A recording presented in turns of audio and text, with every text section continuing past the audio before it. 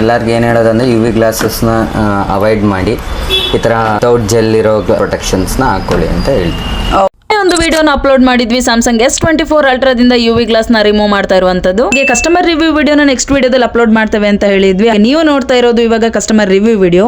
ನಿಮಗೂ 360 degree screen protector ಬೇಕು ಅಂದ್ರೆ ನಮ್ಮ ಎಕ್ಸ್ಪರ್ಟ್ ನ ಕಾಂಟ್ಯಾಕ್ಟ್ ಮಾಡಿ ಅಂತ ಹೇಳ್ತಾ ಈ ವಿಡಿಯೋನ ಸ್ಕಿಪ್ ಮಾಡದೆ ಕಂಪ್ಲೀಟ್ ಆಗಿ UV ಗ್ಲಾಸ್ ಹಾಕಿ ನೋಡಿ, ಇದು ರಿಮೂವ್ ಮಾಡಕ್ ಹೋಗಿ ಈ ತರ ಪೀಸಸ್ ಆಗಿದೆ. ಆಲ್ಮೋಸ್ಟ್ 3 ಅವರ್ಸ್ ತಗೊಂಡಿದೆ ಇದು ರಿಮೂವ್ ಮಾಡಕ್ಕೆ. ಅಂಡ್ ಜೆಲ್ ಎಲ್ಲ ಹೋಗಿ ಡಿಸ್ಪ್ಲೇ ಸೈಡ್ಸ್ ಅಲ್ಲೆಲ್ಲ ಹೋಗಿ ಏನೋ ಗಾಡ್ ಸೇಕ್ ಒಳಗಡೆ ಹೋಗಿಲ್ಲ. ಒಳಗಡೆ ಏನಾದ್ರು ಹೋಗಿದ್ರೆ ಫುಲ್ ಡಿಸ್ಪ್ಲೇನೆ ಚೇಂಜ್ ಮಾಡ್ಬೇಕಾಗಿತ್ತು.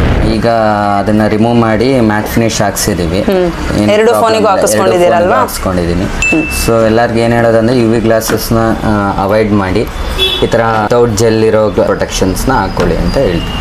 ಟಾಪ್ ಅಲ್ಲಿ UV ಗ್ಲಾಸ್ ನ ಹಾಕ್ತಾ ಇರ್ತಾರೆ. ಅವ್ರಿಗೂ ಏನ್ ಹೇಳೋದಂದ್ರೆ ಲೈಕ್ ಇದು ಹಾಕ್ಸಿ ಜಸ್ಟ್ 1 ಮಂತ್ ಅಷ್ಟೇ ಆಗಿದೆ.